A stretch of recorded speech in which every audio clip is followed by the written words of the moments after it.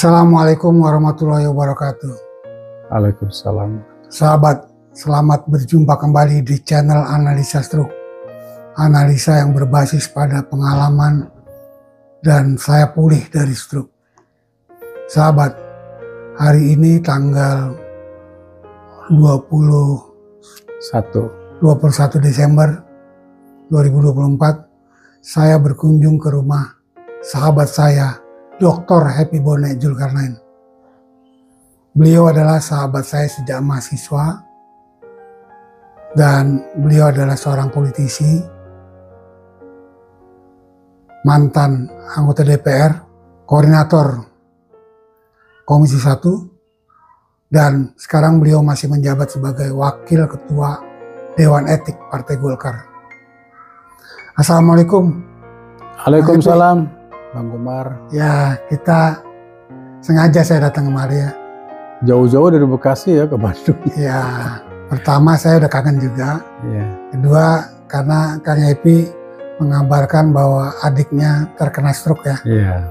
Jadi tadi kita habis berkunjung ke tempat adiknya Kang Happy Bone, Uni Upi, dan kemudian kita bincang-bincang di situ untuk sekedar memberikan motivasi dan inspirasi agar bisa pulih kembali. Nah, sekarang ini kita ingin berbincang-bincang dengan Dr. Happy Bone Zulkarnain, tetapi bukan dalam kaitan pembicaraan politik, tetapi kita membawa isu kesehatan. Sahabat, saya dengan Kang Happy ini sudah lama bergaul, tidak pernah terputus dari sejak mahasiswa hingga hari ini. Dan kemudian beberapa bulan yang lalu saya masih melihat Kang Happy ini berbadan gemuk, mungkin beratnya 80-an ke atas gitu. 84. Oh, 84 ya. Ya. Tetapi saat ini saya melihat sesuatu yang luar biasa. Kang Happy beratnya sekarang katanya 76.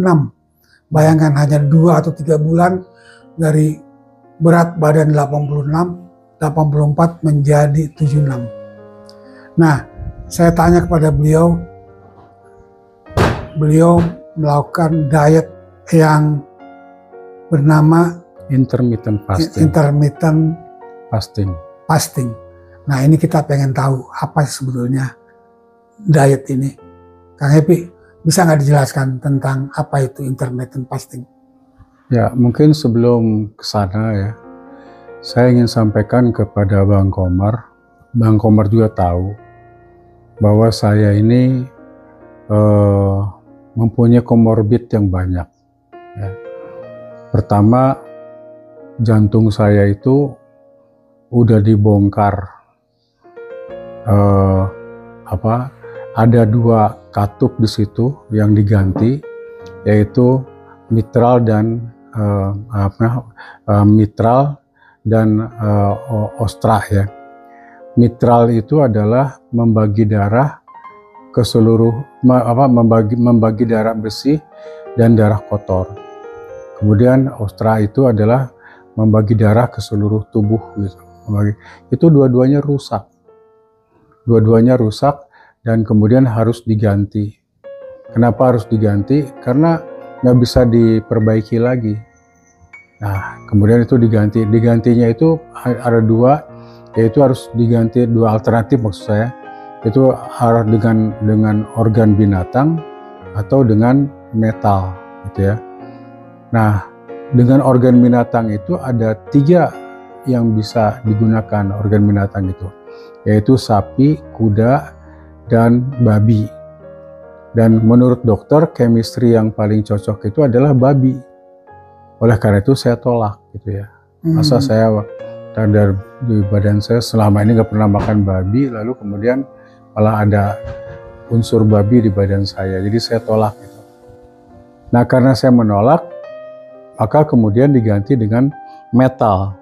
Nah, karena pakai metal, maka itu harus dikontrol. Dikontrolnya itu adalah kalau dia terlalu encer, bisa blooding, Bang. Nah, bloodingnya itu misalnya kita keluar air mata itu darah yang keluar. Oh gitu? Iya, bisa begitu gitu ya. Jadi setiap lubang itu bisa keluar darah gitu. Nah, tapi kalau terlalu kental, itu bisa seperti pintu nggak ada olinya, sehingga krek gitu bunyi. Nah, itu akan mengakibatkan terjadinya stroke. Oleh karena itu, kemudian saya berusaha itu tidak terjadi dua-duanya gitu ya. Tidak terjadi bleeding dan tidak terjadi stroke. Nah, caranya bagaimana? Harus dikontrol keenceran darah itu. Jadi saya tuh minum obat namanya Simak. Ya, Simak obat itu. Itu jantung. Kemudian saya juga mengidap fatty liver. Bahkan kemudian saya divonis oleh dokter, saya itu mengidap virus jahat di liver ini yang jumlahnya cukup banyak. Disebutkan dulu puluhan juta gitu atau ratusan juta itu ada virus di liver saya itu. Sehingga saya itu harus minum Ricovir namanya, minum Ricovir, obat pembasmi virus itu seumur hidup. Itu yang haruskan oleh dokter kepada saya. Lalu kemudian saya juga diabetes. Saya tuh kena diabetes juga. Diabetes saya pernah sampai 800. Waduh. Padahal kan ya kita tahu lah ukuran-ukuran parameter dari diabetes itu gitu. Nah itu begitu tingginya gula darah pada waktu itu. Sehingga saya tuh harus berbaring di rumah sakit sekian lama gitu. Ya. Nah kemudian yang terakhir, empedu saya juga udah dibuang. Jadi saya tuh udah nggak punya empedu. Jadi kalau misalnya dilihat, dianalogikan, saya ini seperti HP casingnya bagus gitu ya, tapi dalamnya itu udah berantakan. Ya. Nah, satu-satunya jalan sekarang ini adalah harus ada motivasi, harus ada strong motivation untuk bisa menjalani kehidupan ini gitu ya, Nah ternyata setelah saya banyak berdiskusi, termasuk juga berdiskusi dengan Bang Komar kan, bahwa ternyata sumber segala penyakit itu awalnya itu dari diabetes. Jadi diabetes ini dulu yang harus diberesin gitu loh. Diabetes ini harus diberesin. Nah untuk membereskan diabetes ini berarti gula darah harus diturunkan. Gula darah ini harus diturunkan.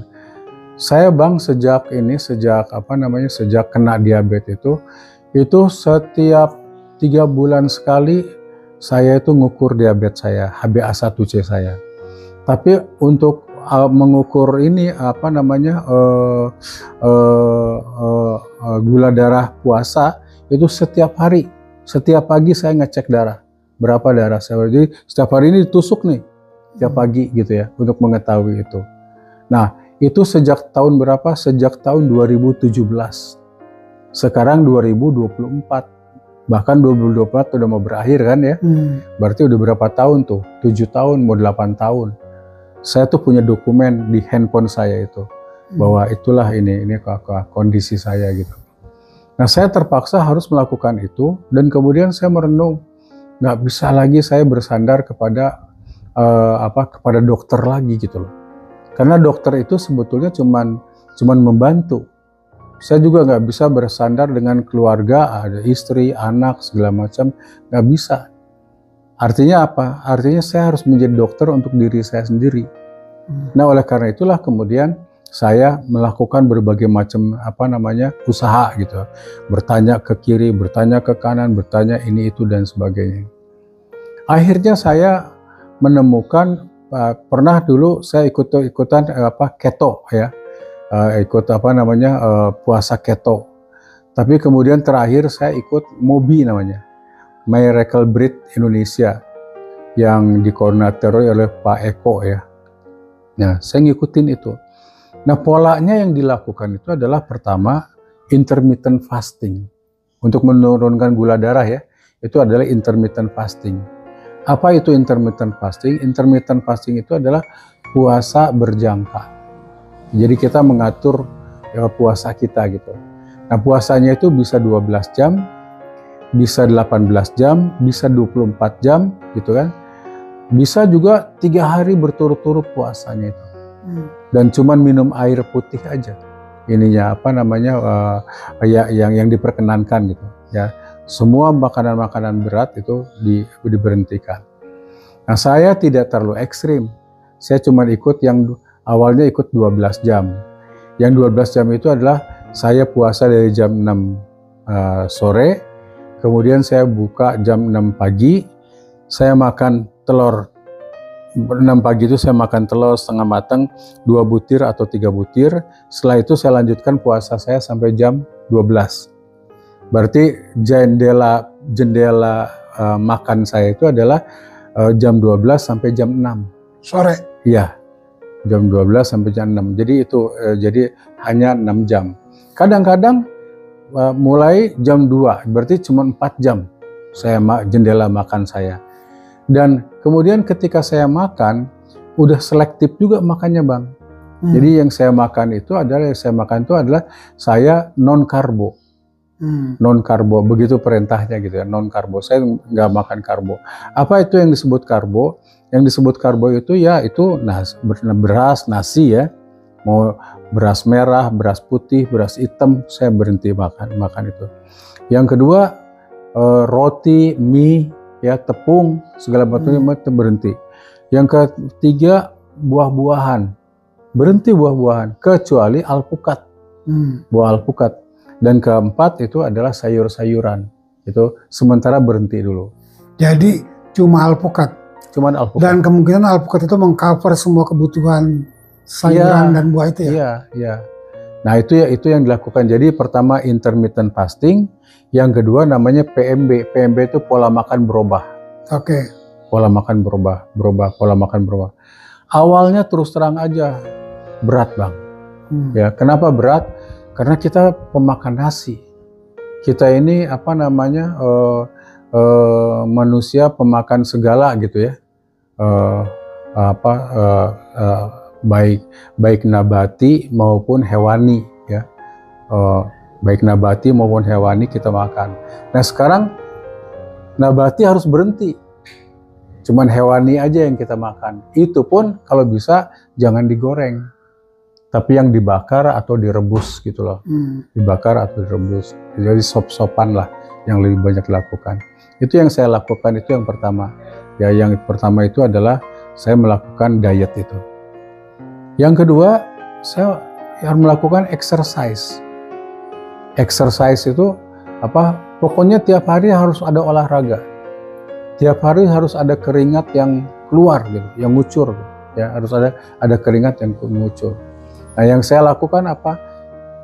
Pagi-pagi itu itu adalah jalan pagi. Jalan pagi itu paling sedikit 5 kilo.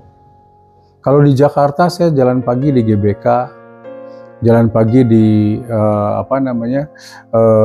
di Ragunan, kebun binatang Ragunan itu, atau sekali-sekali saya jalan pagi di Kebun Raya Bogor bersama kawan-kawan. Nah itu yang saya lakukan. Kalau cuaca jelek, saya treadmill di rumah.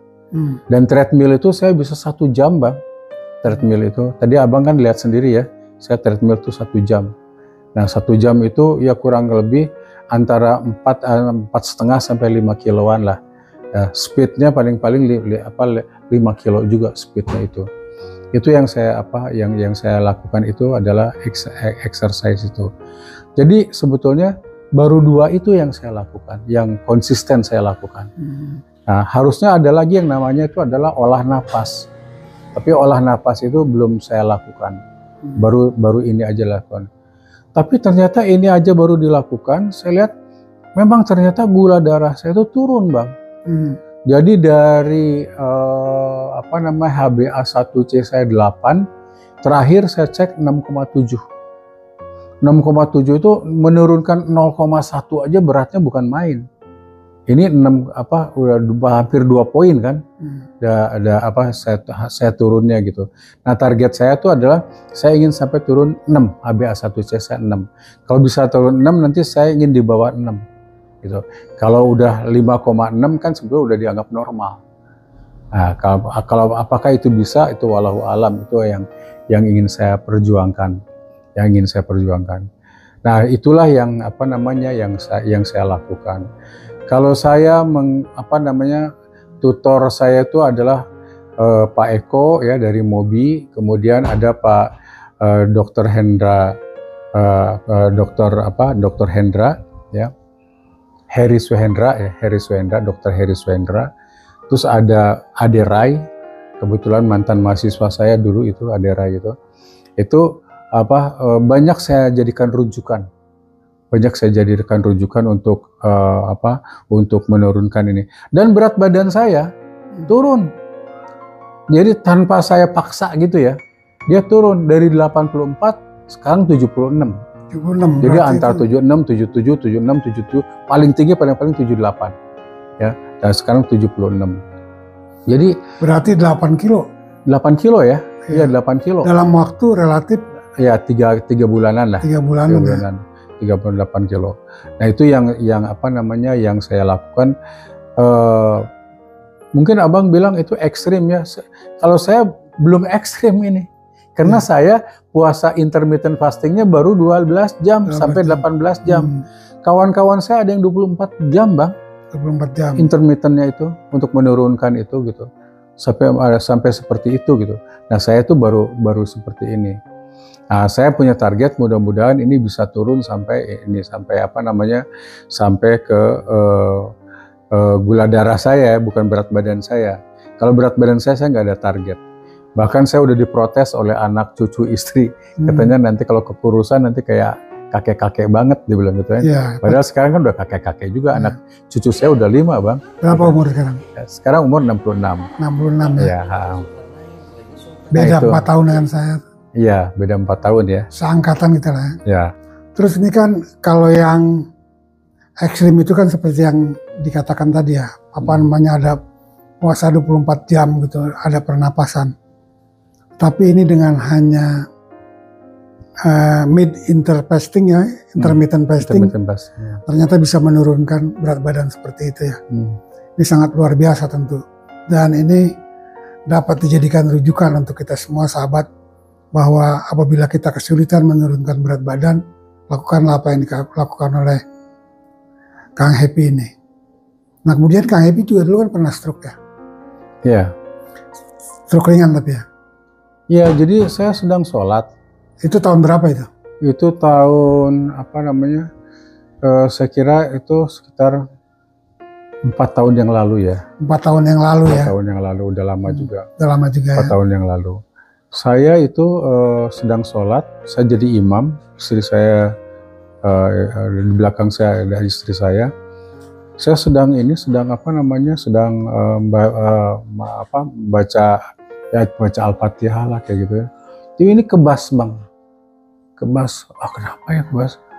Lama-lama saya pelo, istri saya kaget, dia langsung, waduh ini katanya udah ini. Langsung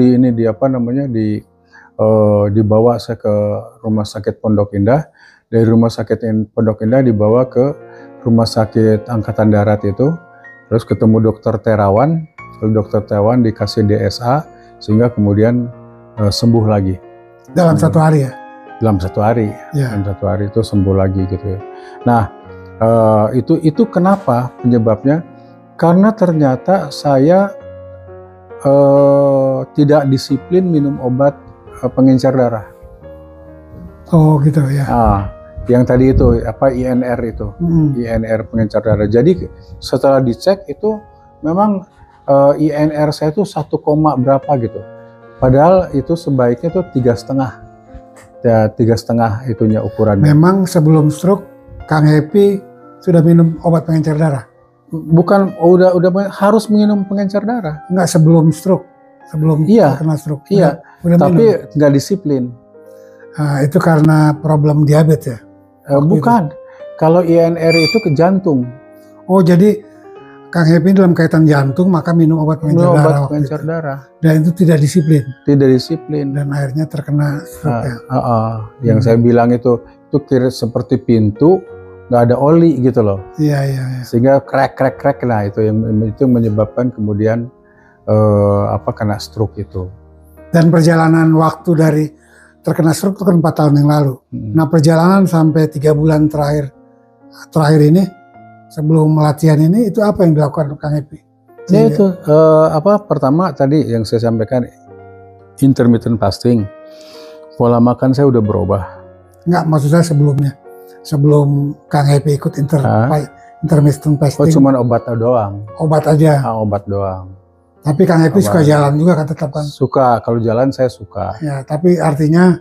Tapi saya belum punya konsep gitu ya. Punya konsep. Belum punya. Nah, ya selama 3 bulan ini saya udah punya konsep. Dan saya yakin, target saya ini adalah gula saya ini, kan kalau kata dokter gula itu nggak bisa sembuh.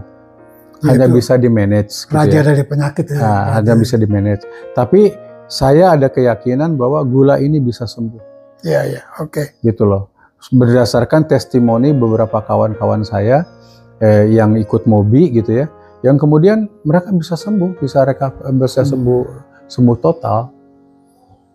Jadi dengan intermittent fasting ini gula darah tersolusi ya. Ya. Apabila gula darah tersolusi maka semua insya Allah tersolusi. Nah, karena diabetes itu kayaknya kayak Al-Fatihah, induk apa namanya? Segala macam. Ya, ibunya ayat Al-Quran itu ada di Al-Fatihah gitu ya. Nah kalau ini ibunya penyakit itu di diabetes ini. Diabetes itu. Jadi diabetes ini yang harus kita beresin. Jadi kalau misalnya kita mau solusi problem jantung maka gula jantung, stroke ya, mata ya, kemudian telinga apa segala macam tuh ternyata gula ini yang harus kita beresin, Bang. Dan ternyata intermittent fasting ini membuktikan bahwa bisa tersolusi dengan baik. Kan logikanya kan berarti kan kalau kita berhenti karbo, sumber gula itu kan karbo. Kita hentikan nih karbonya, kita tutup pintu karbo, nggak boleh masuk, gitu kan? Otomatis kan karbonya nggak ada. Nah karbonya nggak ada, maka kemudian yang dimakan dari badan kita untuk recovery cell itu adalah autophagy itu, Bang. Autophagy itu adalah dia memakan sendiri, ya istilahnya, ya itu autophagy itu kan ada dokter yang dapat hadiah Nobel yang dari Jepang itu, dia menemukan bahwa obat segala penyakit itu adalah puasa. Gitu. Puasa itu ya puasa yang dia maksud itu adalah seperti yang kita lakukan sekarang ini. Jadi dengan puasa apabila kita olahraga maka terjadi autophagy. Jadi lemak-lemak yang ada di dalam itu yang dimakan. Yang dimakan ya, bukan dari asupan. Bukan dari karbo yang kita makan pagi. Biasanya kan kita pagi-pagi itu sebelum olahraga makan dulu. Itu justru salah ya. Karena autophagy-nya itu lemak yang aslinya itu tidak kemakan. Iya, nggak kemakan. Gitu loh, kata infonya seperti itu. Nah terus cuma gini pertanyaannya, Kang Happy. Ini kan kita nggak makan karbo. Jadi kita makan apa dong supaya kuat badan kita? Ya itu tadi pagi ya saya tuh makannya telur. Telur dengan kuningnya. Dengan kuningnya. Oke. Kenapa dengan kuningnya? Karena saya bergerak terus, exercise. Oke. Lalu kemudian siang itu makan protein. Protein antara lain hewani. Daging merah, daging putih, ikan-ikanan, ikan yang dibakar, yang di sop, gitu kan. Asal jangan digoreng ya. Kalau diminimalkan lah, goreng sekali-sekali. Diminimalkan, jangan digoreng. Tapi kalau misalnya terpaksa nggak apa-apa. Nggak apa-apa. Sekali-sekali nggak apa-apa. Nah kemudian juga kita bisa makan juga daging merah ya. Seperti dari sapi, kambing, nggak ada masalah. Nggak ada masalah ya. Itu kayak begitu. Itulah yang saya lakukan. Ya terus terang aja, Bang. Awal-awalnya memang berat, Bang. Ya pasti. Karena apalagi kita tuh makanan kita tuh kan sejak kecil nasi. Jadi saya tuh pernah sakau nasi. Aduh kangen gitu. Pengen banget ya. Sekarang ini saya udah bisa makan rendang nggak pakai nasi. Apa sih enaknya makan rendang nggak pakai nasi, tapi bisa makan gulai gitu ya nggak pakai nasi, gitu. Tapi sekarang saya udah bisa makan tunjang nggak pakai nasi, bisa gitu. Udah itu ya. Itu ya, karena saya udah ada the mindset di pikiran saya itu adalah bahwa nasi itu penyebab gula. Kentang juga karbo juga ya? Karbo, itu juga karbo. Sayuran karbo. Sementara itu karbo dulu. Nanti kalau misalnya gula darah puasa saya dengan gula darah sewaktu saya sama, misalnya gula darah puasa saya katakanlah 85. Hmm. Lalu kemudian gula sewaktu saya 85 juga. Dan itu berlangsung selama 2 bulan, konsisten. Itu saya udah bebas makan. Jadi artinya bolehlah makan nasi sekali sedikit-sedikit, makan yang lain-lain sedikit-sedikit. Gitu. Itu udah boleh gitu. Kira-kira seperti itu. Oke, saya kira jelas ya, clear ya, bahwa intermittent fasting itu puasanya tadi dari mulai jam 6 pagi, jam 6 sore. 6 sore. Jadi malam itu perut kita kosong. Kosong, malam itu kosong sama sekali. Minum air putih boleh ya? Boleh, air putih boleh. Kemudian jam 6 pagi makan telur ayam rebus setengah matang, 2 atau 3 butir. 3 butir. Kemudian puasa lagi. Iya, sampai jam 12. Sampai jam 12. Puasa artinya dengan boleh minum air putih. Iya. Sampai kemudian waktu makan kita apa namanya? Jendela makan. Jendela makan itu atau jam 12 sampai jam 6. Jam 12 sampai jam 6. Dan yang dimakan itu adalah protein. Non karbo tapi protein. Seperti hewani ya. Hewani ya. Non nabati. Non nabati, apa daging kambing atau daging sapi. Nah, baiklah sahabat, itulah penjelasan dari Kang Happy tentang puasa intermittent fasting yang dalam rangka untuk mengendalikan gula darah. Tapi ini kan ada kontradiktifnya yang harus saya jelaskan, karena nanti kalau tidak salah paham. Jadi kontradiktifnya ini terutama terkait dengan orang stroke. Mengapa orang stroke tidak dianjurkan agar tidak makan makanan yang mengandung lemak jenuh seperti daging merah dan lain sebagainya itu. Sementara orang yang interfasting itu diperbolehkan untuk makan itu. Perlu saya sampaikan bahwa makanan-makanan yang mengandung lemak jenuh itu apabila kita konsumsi kemudian kita tidak bergerak atau kita hanya tidur saja, maka yang terjadi adalah penumpukan, terproduksinya kolesterol jahat di tubuh kita karena tidak kita bakar kalorinya, tidak kita exercise atau kita tidak olahraga berkeringat seperti yang dikatakan oleh Kang Happy tadi. Tetapi apabila kita konsumsi seperti yang dilakukan oleh Kang Happy dalam metode puasa ini, maka dia akan menjadi kolesterol baik, dibakar kalorinya dengan olahraga berkeringat. Menjadi kolesterol baik itu apa? Artinya dia menjadi pelumas di persendian-persendian, menjadi otot di tangan, di kaki, dan seterusnya. Nah, bagi kita tentu yang orang stroke, karena kurang gerak, apa yang harus kita lakukan? Sebaiknya kita mengurangi makanan-makanan yang berprotein itu. Karena itu intinya adalah bergerak. Dan intermittent fasting yang dilakukan oleh Kang Happy itu adalah bergerak. Beliau juga puasa itu juga memakan lemak yang ada dalam tubuh, kemudian juga olahraga berkeringat yang juga memakan lemak dalam tubuh yang akhirnya berproduksi menjadi kolesterol baik. Itu ya.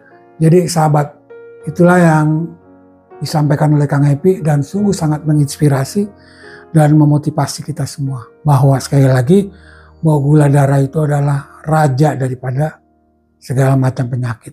Jadi kalau misalnya ingin menyembuhkan jantung, ingin menyembuhkan stroke, maka tertibkanlah gula darah terlebih dahulu. Sekian Kang Happy, saya kira cukup ya. Cukup. Terima kasih banyak atas sharing yang diberikan kepada kita semua. Assalamualaikum warahmatullahi wabarakatuh. Terima kasih Pak. Ya,